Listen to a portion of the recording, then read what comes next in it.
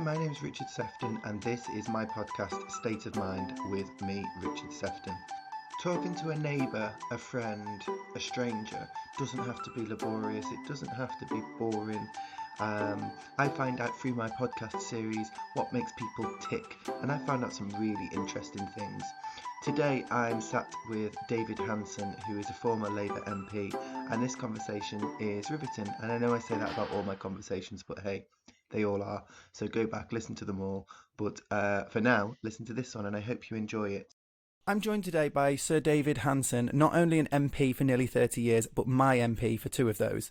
Recently knighted for political service, and rightly so in my opinion. David, how are you? I'm very well, thanks, Richard. How are you this morning? I'm lovely, thank you. It's a lovely sunny day here in Flintshire. So, and are you in Flintshire yourself? I am in Flintshire. I'm sitting in my house in Flint, in North Wales, and the sun is shining, and all's well. So you're not too far away from me. I'm up near Mould. Just I don't know, 10 minutes drive.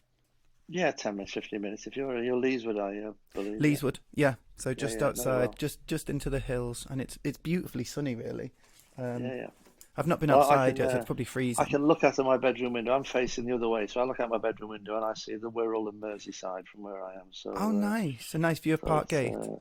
Yeah, I've got Parkgate, and I can see across the Wirral just see the 2 Liverpool cathedrals in the distance if I go upstairs. It's beautiful, isn't it? When it's a clear day and you can see all of that. Or if you're driving over, is it Pentrahalkin? And you look to the right. I love that stretch of road, and you can just see all the way across to Liverpool. And on a clear day, you can see even further. You can see the mountains in the distance. You can. Speaking of Liverpool, I spoke to Edwina Curry a few episodes back. Very interesting lady. How much do you think your birth city shaped you as a person? I don't think it's so much the city, because I left Liverpool when I was 7.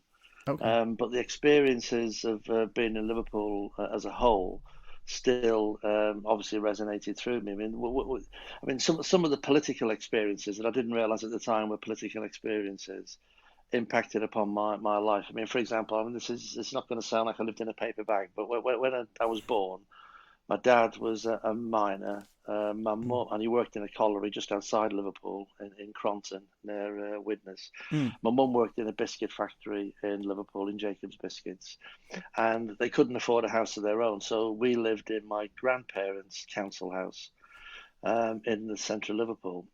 So in the 3-bedroom council house that we had in Liverpool, in 1960, when my sister was born, I was born in 1957. So in 1960, when my sister was born, in the 3-bedroom council house, we had my grandmother and grandparents in 1 bedroom.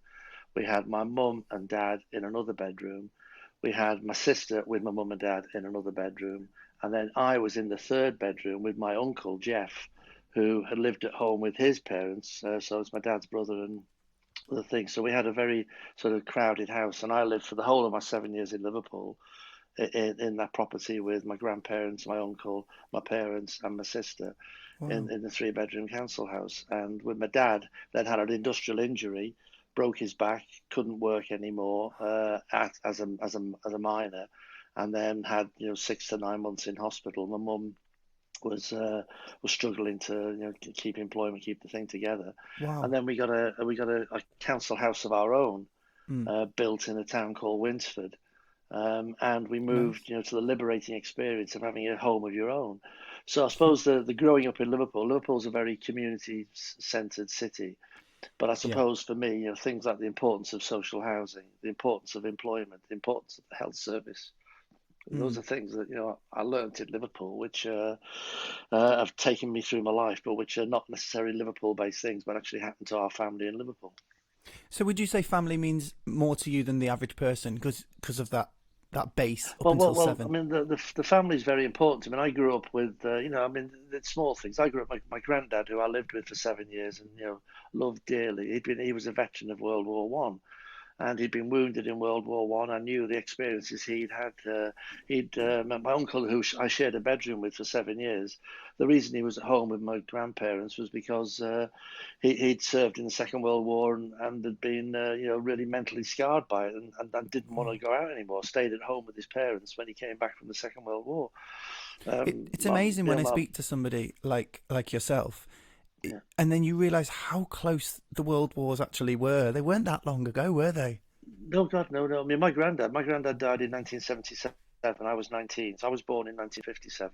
Mm. My mum, my mum was a refugee to Wales in the Second World War. She was, shipped out to near Wrexham in World War Two. My dad was not old enough to serve in the Second World War, but his brother Jeff, who I shared the bedroom with for 7 years, served for the whole time in the Second World War and was really mentally scarred by it. So it's around. I can remember my granddad, just as a little side thing. I remember my granddad sitting by the fire one day, pulling a piece of shrapnel out of his chin Oh my God. and putting it in the side of a little can that he had by the side of the fire because he'd been blown up in World War One, had been injured, and every now and then a piece of shrapnel would come out of his face. And Wow. growing up like that, even for me, little things like that, remember with me later in life. So when we had the European Union debate, many people were arguing about immigration and about employment and about everything else. I was thinking, wasn't it great Mm. that my granddad, who'd fought in the First World War, and my uncle, who'd been injured in the Second World War, now had representatives in the same parliament as the Germans, Hmm. dealing with cross-European issues. So that for me was much more important even than some of the things that people were debating today. Yeah, my granddad fought in the Second World War, and I'm told that when we joined the Europe, well, whatever it was called then, was it the EEC? Yeah, I'm told that he wept tears of joy because he didn't ever yeah, think no, that that would happen in his lifetime. yeah, no, exactly. I mean, it's just the idea that my granddad would have been, wounded by Germans in World War One. Hmm. My other grandfather, my mum's dad, was killed in the Second World War in a bombing raid in Liverpool. God. And the idea that I could vote for people to sit in the same parliament as the Germans and look at cross-European issues and that the historic enmities that had occurred between Britain and France, Britain and Germany, France and Germany, Italy and Britain, were ending, and that we could have a wider European Union that encompassed the Eastern Europeans who, even until 25, 30 years ago were behind an iron curtain. That Mm. was an amazing thing. And that was a political project that I found very exciting. So that, in a sense, you go back to your first question, Richard, what did Liverpool give me? Liverpool gave me the value of social housing, the value of the health service, the value of full employment, the value of peace and prosperity. And those are important things. Oh, this is a nice conversation. I like this. I like this. I said in the introduction, you've been an MP. You were an MP for nearly 30 years, and you'd tried a few times before that. So, what were your I did. reasons for wanting to be a politician? Well, I mean, you end up being an MP, Richard, but I didn't start in life to be an MP. I joined the Labour Party when I was 17 years old because I shared the values of the Labour Party. The estate I grew up in had values around it that were community, that were socially orientated. My next door but one neighbour was the local Labour councillor. It was part of our community, and I joined the Labour Party.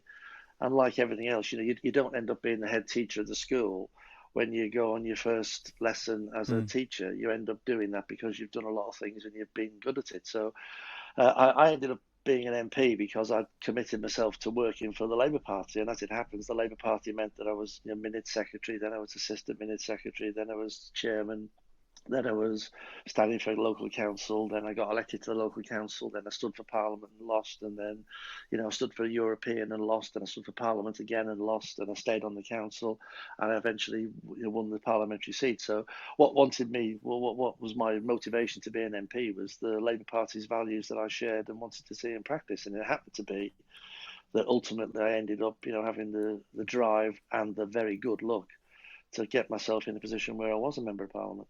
Mm. For a long time. What did you study at university then? I did drama, believe it or not, which was Okay. because if you go back to when I was a kid, I wanted to be an actor. I wanted to do that, and that's partly inspired again. If you go back to Liverpool, I was I going to say suppose you you were don't realise this born in a until very you talk. exciting time for Liverpool, I Yeah, suppose. well, I say when you go back to Liverpool, I remember my dad saying to me, the Beatles, oh, they're from here. Mm.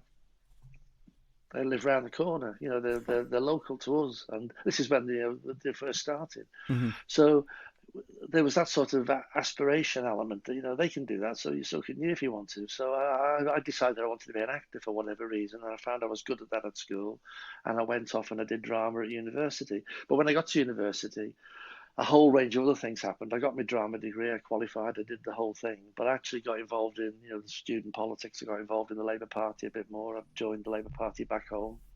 And those type of things sort of got more important to me than the drama side. And I also found actually that, on my drama degree, the people who did it were probably better at the drama side of it than I was. I had people who ended up presenting Blue Peter on my course. I Really? had people who ended up writing part of the Indiana Jones cycle on my course. I had a guy who won an Oscar on my course Wow. for and I decided about 2 years in actually.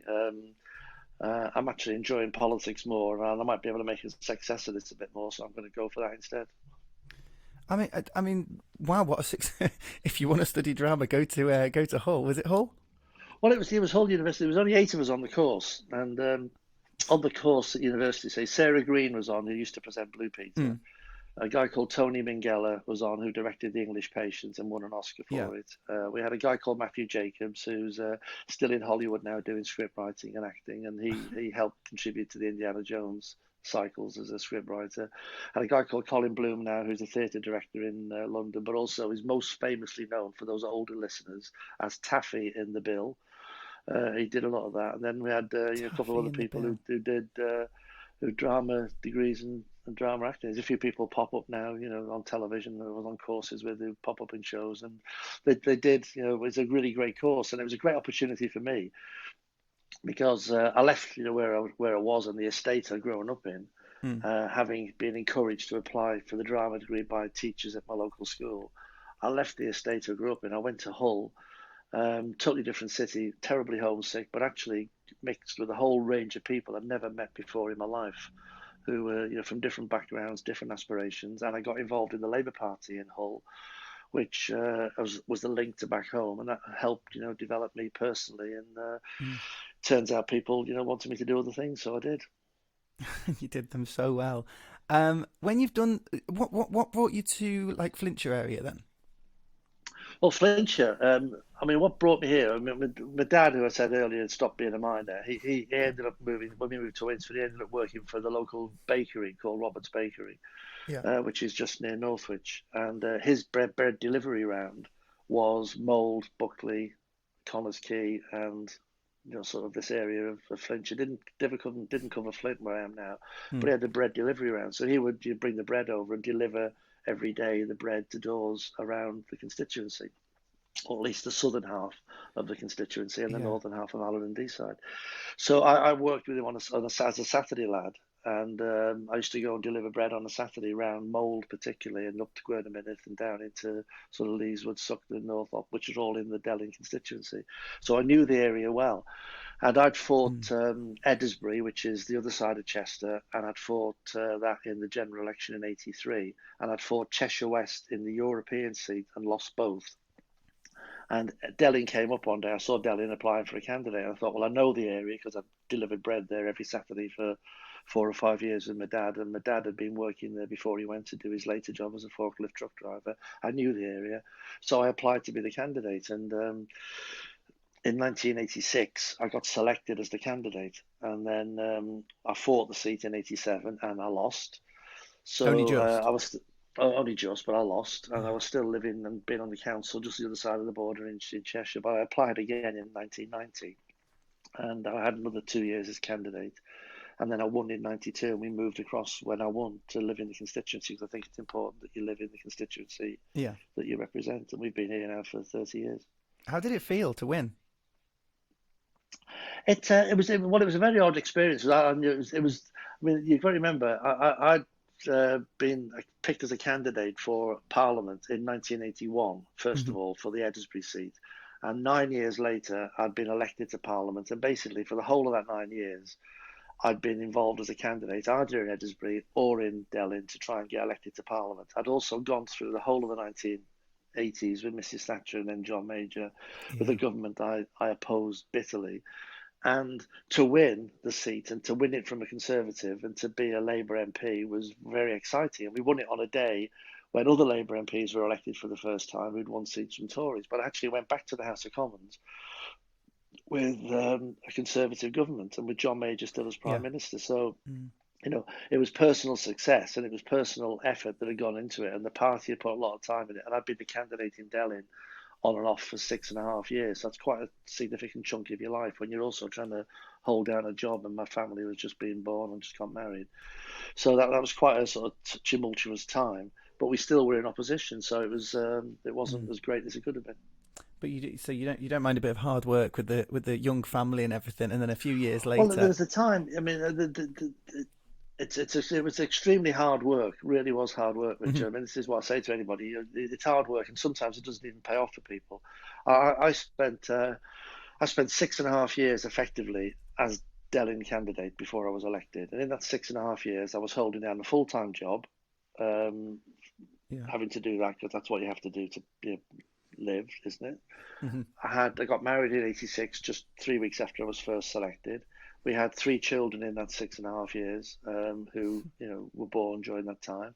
I was also a councillor in that time. I was leader of my local Labour group of 25 in that time, and I was trying to service the constituency by visiting and doing events on Saturdays and weekends. So and I was what I would be, I'd be 27 through to 34 years of age at the time. So it was quite busy, and it was busy, politically, it was busy professionally through work, and it was busy on a private life through children and marriage and setting up a home, and none of that was ever going to be necessarily resultant in being an MP. It might not have happened. There were people I know who did the same who never got elected. Yeah. So I always say to people, you very often get asked, how do you become an MP? And I say, first of all, join a party you're committed to, and then just work hard at it and do what you want, and it may or may not happen. It may or may not happen. Yeah. Well, yeah. If you think of how many people there are that might want to do that, and then how many actual MPs there are in the House. What are your memories of 1997 then? Do you remember it well? Or were you I do. Yeah. Well, the campaign felt better than I thought it was going to feel. But for me, it was my first defence as MP for Delyn, so I had a 5-year record. Yeah. We didn't know it was going to be a landslide. We didn't know we were going to have a massive victory. And for me, it was just basically stay at home in the constituency, knock on doors, talk to people, and hope for the best. As it happened, I went from a 2,000 majority to a 13,000 majority in Delyn, and we had seats that we didn't expect to win, that we won, and we had a government for the first time. And again, and that's really important for me, because I'd spent 5 years, where the local coal mine had closed, where minimum wage wasn't in place, where schools were being reduced, health service was being reduced, and I could go back to Parliament with the full excitement of being able to go and vote for a minimum wage, vote for devolution, vote for reform of the Lords, vote for a new settlement on public spending and taxation. So for me, it was absolutely an exciting time. And in the first year, I was in the Treasury working with Alistair Darling, and then I got a job in the Whip's office in the second year. And it was an opportunity for me to not just be the MP, but also then to be part of a government that was delivering and transforming. Who did you have the better relationship with, Tony Blair or Gordon Brown? I got on with them both, actually. I mean, I served 10 years, 9 years as a minister under Tony, and I served the last 3 years of the government with Gordon. I mean, I voted for Tony for leader in '94, and I worked very closely with him as leader from 2001 to 2005 when I worked in Downing Street with him. I got on with them both fine, but in '94 I wanted Tony to be the leader, and I think he was the person who, once John Smith had died, was the person who would get us into government. And I worked with Gordon in the Treasury in '97, '98 with Alistair Darling, and I worked obviously with Gordon when I was a minister in his government from 2007 to 2010, and they're both good, committed, forward-looking, principled people who did a good job. Have you been watching that series on TV at the minute? I have. I watched it because you tend to watch it, and then also I watched it because it's interesting and it's funny to find yourself as part of history now. But I was just literally thinking that I'm getting goose pimples because I'm talking to somebody that is a part of history. I said a similar thing to Edwina Curry. I'm talking to somebody that has shaped the country for right Well, or it was very wrong. odd because if you this is to show you how big an ego MPs still have. If you go to the end of episode 3 or the start of episode 4, I do appear a little bit in the background. I don't do any interviews, but I was working with Tony. I get into the car, I come out of Downing Street, I'm in the corridors of the Commons, and I'm behind him when he's speaking as Prime Minister. Because that time I was working in Downing Street as his Parliamentary Private Secretary for the bulk of that period, 2125, Mm. and it was interesting times, and you see what's going on behind the scenes, and you see what's going on, um, how it impacts upon the public perception. So for the right MP, then, I mean, I'd hope that it's most MPs. It's more than a job. It's It's not. vocation. It's a lifestyle. No. Oh no, this is not. It's not. Never a job. It was always a vocation for me and a lifestyle. I mean, I would spend. This is put into context. I would be in London Monday to Thursday, 4 days a week, 40 weeks a year. I would come back on Thursday night. I'd have all day Friday, including Friday night, doing constituency duties. I'd have all day Saturday, probably most weeks, doing something constituency wise. When I was a minister, I'd have boxes arriving on Saturday to do work. On Sundays, you've got civic Sundays. You'd have concerts to go to. You'd have events to do. It's a full-time job which encompasses your whole life, and there's you've got to love it to do it, and that's why again even now as we're talking, Richard, I'm not sure where this is going out, but as we're talking today, there's discussions about MPs and second jobs and money and everything else. For me, it was a full-time job, and I never did it for the money. I took a pay cut when I first got elected. I wasn't doing it for the money. I was doing it for the vocation, and giving all my time to the job as member of Parliament for the area. Are we missing Prime Minister's questions as we speak? We are. It's a good job I've got it on the series link. It's my favourite programme of the week. Yeah, we can watch it later on. I'm sure it'd be interesting. I think it will be today. But we are missing this as we speak, which gives a clue to listeners that this is 12 o'clock on a Wednesday. Definitely. And it's in the week of sort of middle of November time in 2021. In the week of sleaze. That's where we are. Yeah, but it's one of those. I mean, it's an interesting. It's always an interesting time, and I think this is just my plea to people, whoever is listening to this, is to say, look, MPs are human beings. They work full time at the job. Most of them, they're committed to it. They've not gone into it for the money. Most of them, because they've actually given up careers, and some of them don't even know how long that life's going to last, because you can be in for 5 years. I've known people who've done for 5 or 10 and been out, and have lost their earning capacity that they had outside when they've been in Parliament. So people do it for the right reasons, and whatever you're hearing about sleaze and second jobs, most MPs of both parties, main parties, do this for the right reasons. Yeah, I was going to actually ask about that. How much does it affect your mental health knowing that you are doing more than a job, like you say, a vocation, but that it could end every 4 or 5 years? Well, I never worried about that too much. I never worried about the losing, because you take it on and you're going to lose. Well, what does impact upon your mental health sometimes is the criticism that you might get, or the attacks. And particularly I found this in the latter half of my time in Parliament, when we had Facebook and social media and those type of pressures as well. That was much more live and in your face than it was when I was first elected. Let's give an example, Rich. It's not a real example, but it's an example of how it would be. When I was first elected in 1992, 2 blokes and a woman might sit in a pub in Flint and slag me off and give me a really hard time and say it's doing a terrible job, and I'd never hear about it, right? Because they're in the pub in Flint. Yeah. Wind forward 23 years, 24 years, and the same 2 blokes and the woman put on Facebook, David Hanson, what a waste of space, what a terrible thing. And then you have a whole explosion of comments on Facebook, and then people saying, well, he voted for this, or he didn't do that, or I've contacted him about this, or the lamppost is still broken, or so you've got all of that, but it's in your face a lot more than it used to be when it was just in the pub. So that impacts upon your mental health, because if you start to get sucked down that rabbit hole of looking at it, that can be very difficult to understand, and you can never satisfy that dragon, because it will always keep coming back and having discussions with you and trying to put pressure on you, and even sometimes now false accusations and false rumors can go around on a Facebook that never used to do maybe in the past, because it wouldn't have that level of speed and lightning interaction that it maybe does now. So I've had occasions whereby someone said I voted for something in the House of Commons on Facebook, and I didn't. I voted exactly the opposite way. But it then Really? goes round that you voted the wrong way as Yeah. far as they're concerned. When actually you actually have voted a different way. But there are people who can spread malicious stuff. I've had death threats on Facebook. I've had death threats on other social media platforms. Oh God. I had people spreading false allegations about me on Facebook that I had to threaten legal action with, and all of that, was different than it was maybe 25, 30 years ago when I first got involved, where none of that had the same level of traction as it does now because of the medium and the way in which that medium can now operate.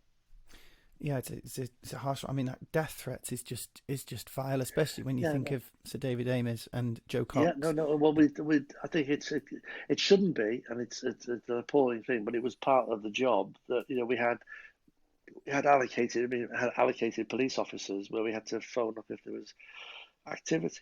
The staff in the office had the same sort of challenges. We had people coming to the office and being abusive. All of those things are part of the job, but they're more part of the job than they were 25 years ago.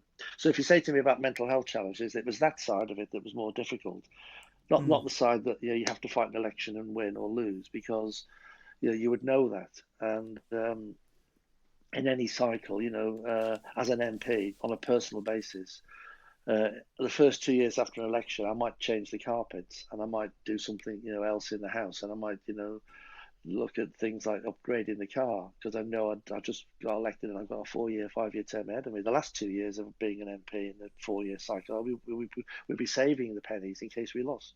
Yeah. So, so what did you used to do to combat that mental health, or what do you do now to combat that mental health? People piling on Well, and you the got to social you got to put it media. into context. In the stuff on Facebook, I just have to deal with and put into context, and have to, refute false allegations, Hmm. answer, and then, close down inverted commas the discussion as best you can in terms of saying, look, if someone doesn't agree with you, I can't help that. I can't help the fact you don't agree with me. Hmm. That's my view, and that's what I have to stand for. I can't be the same for every constituent. I can't agree with 65,000 people or 60,000 people. No MP can agree with everybody.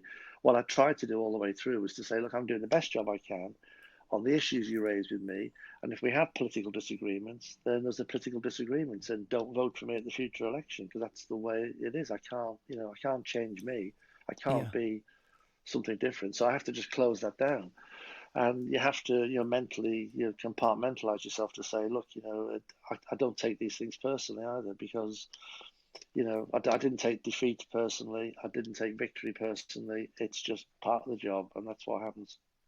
Do you remember what your defeat was to Rob Roberts, roughly?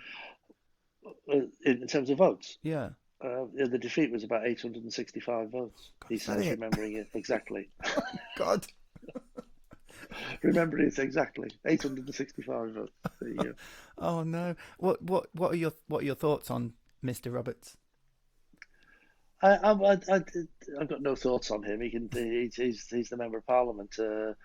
It's entirely up to him how he conducts his job and he conducts his life. And Conducts himself. I'm doing stuff now that is different to him. Entirely up to.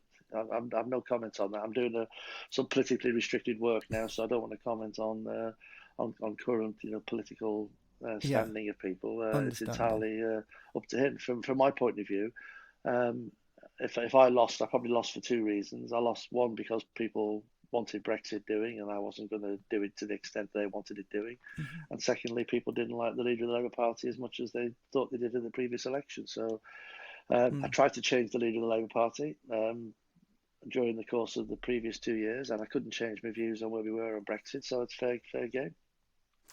True, I suppose. Well, moving on to that, one poll last week showed a 6-point lead for the Labour Party. What are your thoughts on Sir Keir Starmer? Well, Keir's got a difficult job because he's starting from a base whereby there's less than 200 Labour MPs, which is even lower than it was in 1983. So he's got a tremendously uphill task to do. And what he has to do is to make the case for Labour and not just be critical of the government, because that's what oppositions are supposed to do, but he's also got to make a strong case. And that means for Mm. the Labour Party Whatever the government does, we've got to get he has to get the Labour Party into a place whereby it's credible economically, it's credible politically, and it's in tune and shows that it's slightly changed, if not majorly changed, from where it was in 2019. So that's his task. And as I say, I'm doing a politically restricted work at the moment, so I can't talk too much about current politics. But that's the historic task. And it's the same task that Tony Blair had and Neil Kinnock had. It's the same task that William Hague will have had when he was leader of the Conservative Party, or Michael Howard. It's about getting their party back into a position whereby they're in touch with what the voters want, what the voters say about the future, and that their party is credible, because every opposition leader starts from the basis of they've just lost an election. So they have to retune the party in some way, shape or form, and Keir's task is to try and do that now. So how did it feel joining his knighted status recently? Congratulations, by the way. Oh, thanks. Yeah, well, it's very odd. It's not something you ever expected. Again, going back, it's. I mean, I'm going next week. This is mid-November again. I'm going next week to Windsor Castle for the investiture ceremony. Again, that's a long way from a 3-bedroom council house in Liverpool. It is. But it's an honour, and I'm particularly pleased because the honour for me, the knighthood was given for political service, and therefore it was a Labour Party nomination. And the Labour Party makes about 4 nominations a year for political knighthoods, New Year's honours list and the birthday honours list. So for me to be recognised by the party I've given my life to is very, very satisfying. Well deserved, and I'm thrilled for you. A lot of political enemies, I don't know if you can talk about this, seem to use the title against Sir Keir Starmer, though. I don't quite understand that. Again, it's I think you should judge people on the basis of their values, and that's what you need to judge people on, their values. And if I happen to be Sir David Hanson, I'm still the same values that I had 30, 20, 10, 5 years ago. I joined the Labour Party not to be an MP, not to be a councillor, not to be minute secretary, not to be a knight. I joined the Labour Party because I shared the values of the Labour Party. And Keir Starmer, had a successful career outside of political life, but he's joined the Labour Party, well before that political life outside of politics existed. He joined the Labour Party as a teenager, like I did, worked his way through, had to, like I am currently now, having to be less party political at a certain time in his life. But ultimately is, someone who shares the Labour Party's values, and you don't attack people for being a knight. You should attack them, if you attack them at all, politically, for the values that they expose. Yeah, exactly. And I can't. So far, I've not got any answer on why don't you like him, other than he's a sir, or his name is Keith. Like, what?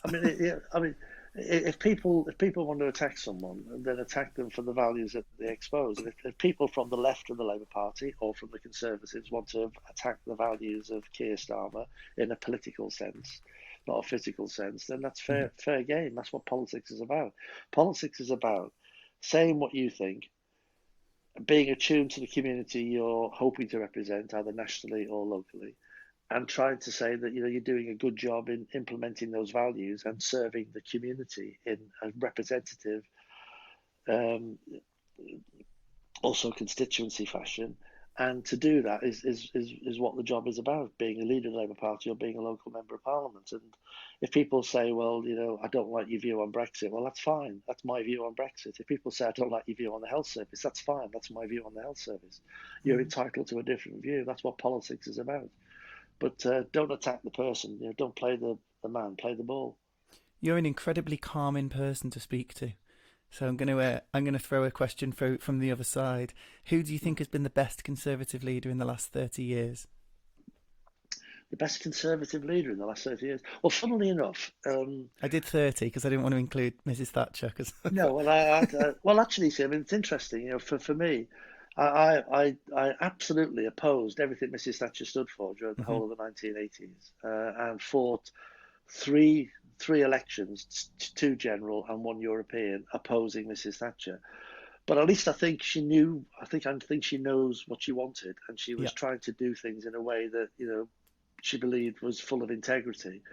And I think that maybe have changed, since then. I agree Actually, with you. John Major deserves more credit than he ever got. He had a difficult time, and I found him on a personal basis to be personally very amiable, personally very supportive, personally very helpful, to be a good person who had a difficult job and actually had bravery to take on the more challenging aspects of his party when he resigned as leader to stand again in 1995. So if you ask me that question, I'd say John Major. Okay. Yeah, Edwina Curry gave me the same answer. I'm only joking. What about No, what about Labour leader then? Who would you say has been the best Labour leader in the last 30 years? the last 30 years has to be Tony Blair, because we went from having no majority to having a massive majority and to delivering. And the three election victories in 97, 2001 and 2005 were Tony Blair victories, and that's what's given us power in government. I mean, the jury's still out on Keir, because he's got to, if Keir wins the election, then good, and we deliver a radical reform in government, good. I've also got an awful lot of time. I mean, in different ways. Neil Kinnock was heroic in my view, because in the 1980s he was taking on Mrs. Thatcher. He was trying to pick up the Labour Party that had been smashed to smithereens in 1983 and preparing the ground for 1992. When he lost in 92, I was devastated.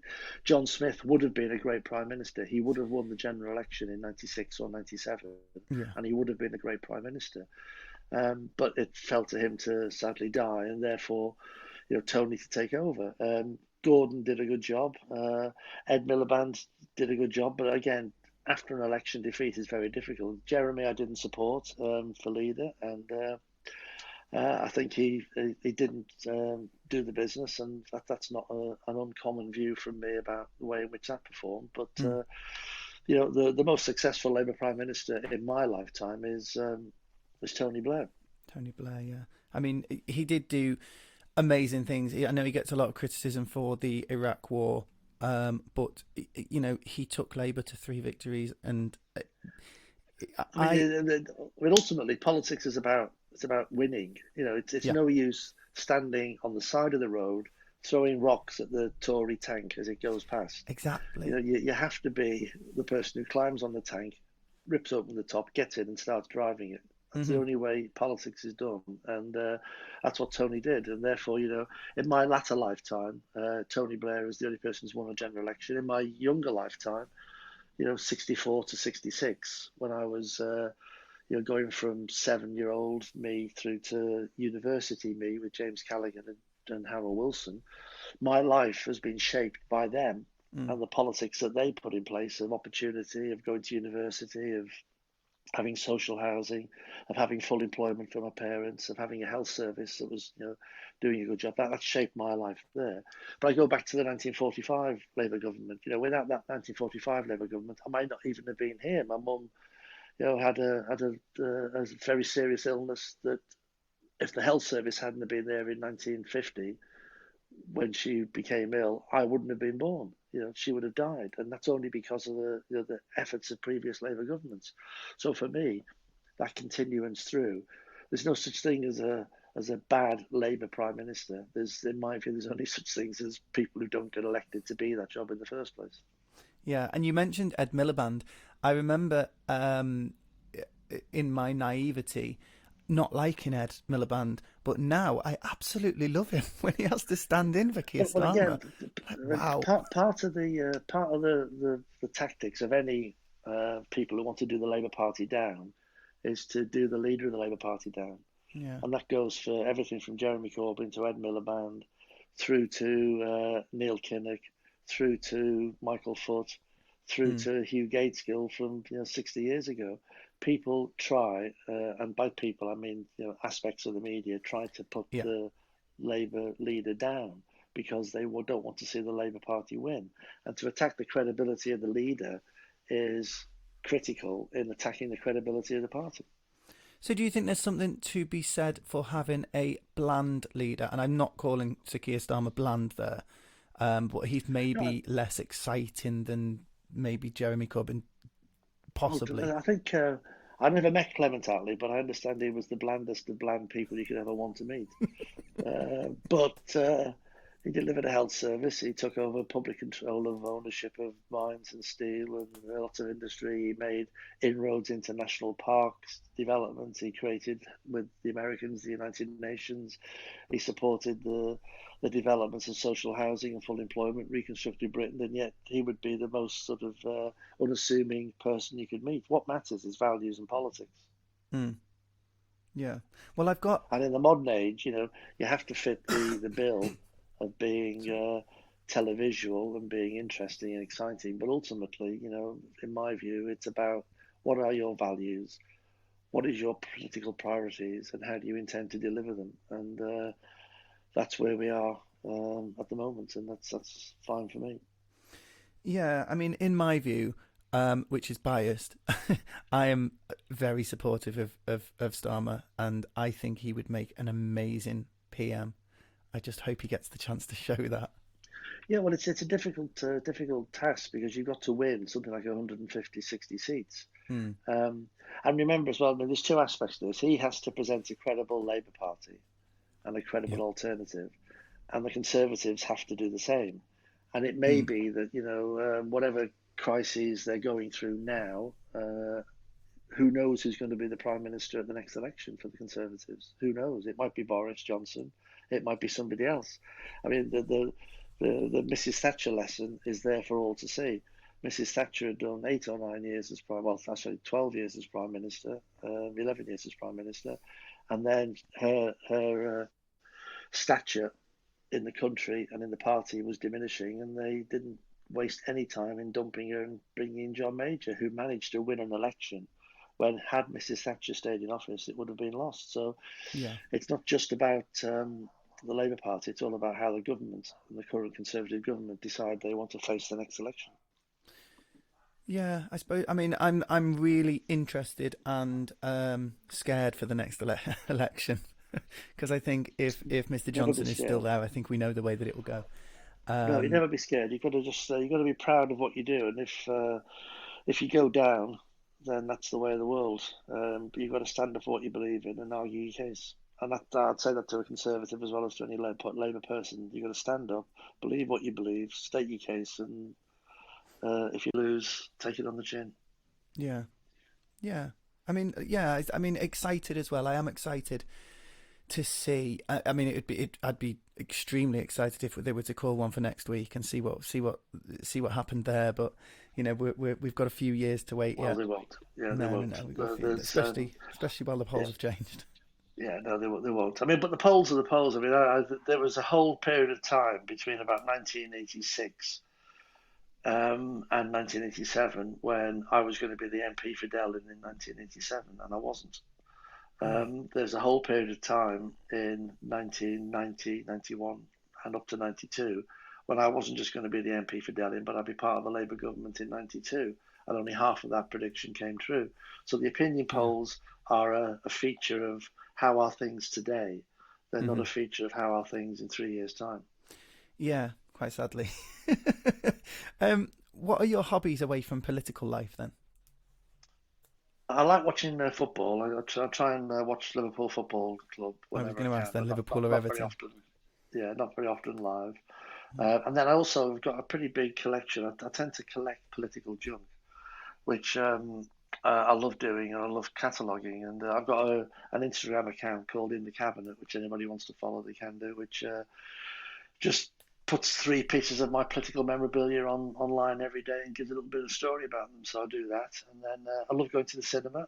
Go to the cinema probably once a week if I can, which is more than I've done for many years. And I love watching anything and looking at anything historical. So always interested in that. So you'd say your favourite, what would you say your favourite channel is on TV then? History or something like that? We watch across the board, and we'll watch anything that's sort of documentary and either history or current documentary. A lot of police stuff as well, because I was police minister, and we're both interested in, myself and my wife Margaret are interested in policing stuff as well. So we tend to watch all these sort of cop shows and things like that, but mostly history, anything historical, anything documentary, anything like that is all fine by us. What years Currently, were you police minister? Sorry? What years were you police minister? I was police minister from 2009 to 2010, the last year of the Labour government. That's the last year that I was in the police as well. Was it? Right. Yeah. I spent 6 years in the Met. An interesting time. Yeah, that was when I did that 2009-10, and before that I was justice minister, so I did the criminal justice stuff and prisons and stuff beforehand, and then before that I did Northern Ireland, which involved a bit of policing, a bit of counter-terrorism, and a bit of prison policing stuff as well. So it ended up being a sort of, surprisingly to me, I ended up doing sort of 4 or 5 years where I was involved in criminal justice, terrorism, counter-terrorism stuff, policing, prisons, sentencing, and stuff like that, which was quite interesting. And that's carried on even now, because I'm now involved in a couple of charities dealing with criminal justice issues. So, are you enjoying life out of the political sphere? Out of the political sphere, I'm political to the day I die. That's true. I will sit and scream. Yeah, I will scream at the television, and I will be political, and I'll be political to the day I die. What I'm not is paid to be political now. Yeah. So, but I wasn't paid to be political when I first started, so it's not a problem. I'm just political. That's what I am. So I'm doing some stuff. I've got a couple of things I'm doing with various organisations, and doing some voluntary stuff, and I'm doing some stuff on criminal justice, and I'm doing some a little bit of training and support for organisations as well. So it's interesting, but I'm not as busy as I was 3 years ago, which is fine. Yeah. Mm-hmm. Well, I So feel like I've enjoying- asked you this before on Twitter many moons ago, but would you stand again? I try not to answer that question because I knew you were going to say that then. yeah, I I try heard not the to answer pause that and I question thought, no. because- Yeah, no, I genuinely try not to answer that question because I'm 64 years old now. I don't know what's going to happen in 3 years' time. We just don't know yet. So I don't want to say yes because it sounds presumptuous. I don't want to say no because it sounds I don't want to do it. Well, both might happen. Who knows? So let's just see what happens. David Hansen for leader. That's that's my prediction. I can tell you now, Richard, that certainly is off the cards. That's never going to happen. That's never going to happen. Do you think? What do you think of Angela Rayner? Because I feel like she's completely different to Keir Starmer, and do you think that's on purpose? You don't know. I mean, the parties chose again with Angela. I mean, there's no secret. It's public. I voted for somebody else. I was campaigning for Ian Murray. So we had different approaches in life. But Angela, is a different person with different background, different experiences, but similar core values to Keir in taking forward. I mean, John Prescott and Tony Blair were two different sides of a similar coin. Harriet Harman and Gordon Brown were different sides of a political coin. Ernie Bevin and Clement Attlee were different sides of a political coin.